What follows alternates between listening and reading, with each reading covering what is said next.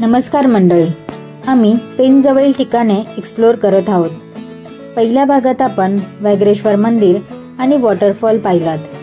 तो व्हिडिओ पाहिला नसेल तर त्याची लिंक डिस्क्रिप्शन मध्ये दिली आहे, ती नक्की बघा।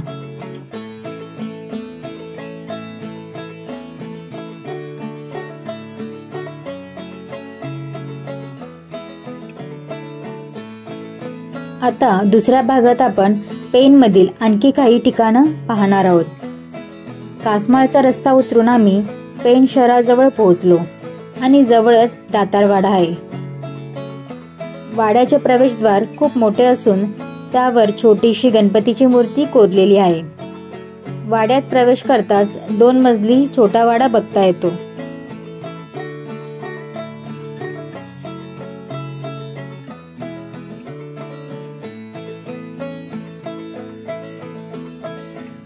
त्यानंतर आम्ही विपुल कला केंद्र येथे गणपतीची मूर्ती कसे बनवतात त्याचा कारखाना पाहिला। येथे तुम्हाला वेगवेगळ्या आकाराच्या गणपतीच्या मूर्ती बघता येतात। इथे शाडूच्या मूर्त्याही बनवतात। पेन हे मूर्तिकलेचं प्रसिद्ध शहर आहे। येथे बनवलेल्या गणपतीच्या मूर्ती सुंदर आणि भावपूर्ण असतात। प्रत्येक मूर्तीवर बारकाईने काम केलं जातं। चेहरा, डोळे, अलंकार अगदी जिवंत वाटतात। पेनच्या गणपती मूर्ती मुंबई, पुणे, ठाणे इत्यादी शहरातच नाही तर परदेशातही पाठवल्या जातात। येथे मूर्ती बनवणं हे अनेक घरांचं पिढ्यानपिढ्या चालत आलेलं कौशल्य आहे। पेन शहर हे आधुनिकतेकडे जाणारे असले तरी अजूनही पेनमध्ये वाडा संस्कृती टिकून आहे। पेनमधील देवआळीतील कोळटकर वाडा म्हणजेच भाऊसाहेब पेशवे यांची पत्नी पार्वतीबाई पेशवे यांचे माहेर म्हणून हा वाडा प्रसिद्ध आहे।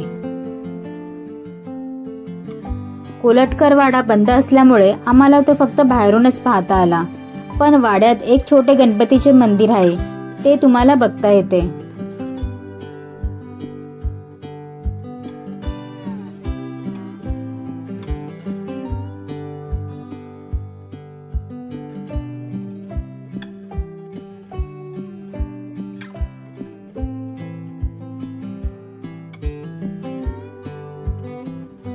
पेन जवळील ठिकाणं बघून झाल्यावर आम्ही पनवेलच्या रस्त्याला लागलो। इथे रस्त्यालगतच भाज्यांचे स्टॉल आहेत, तर त्यातील रानभाज्या आम्ही घेऊन निघालो।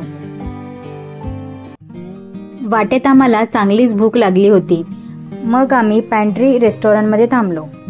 इथे एंट्री करताच हिरवीगार झाडे बघून मन प्रसन्न झाले।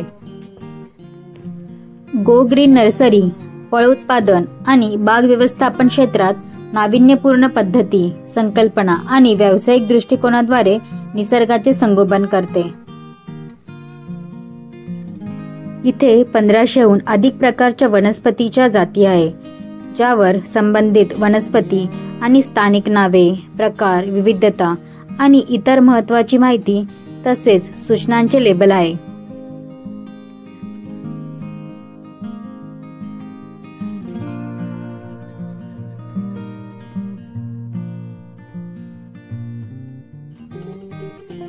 प्रत्येक वनस्पतीसाठी काळजी टिप्स देणारी गो ग्रीन ही पहिली आणि एकमेव नर्सरी आहे। इथे वेगवेगळ्या प्रकारची रोपे तुम्हाला विकत घेता येऊ शकतात।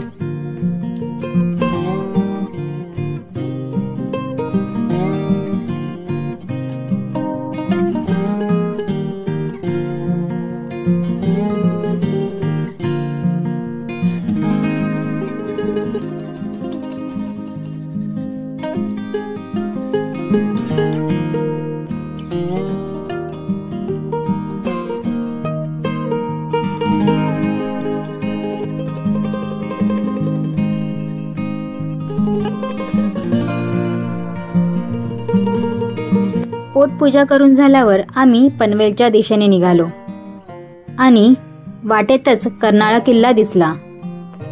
हा व्हिडिओ आवडल्यास लाईक आणि शेअर करा आणि चॅनल सबस्क्राईब करायला विसरू नका। परत भेटूया पुढच्या व्लॉगमध्ये, तोपर्यंत फिरत राहा, आनंदी राहा।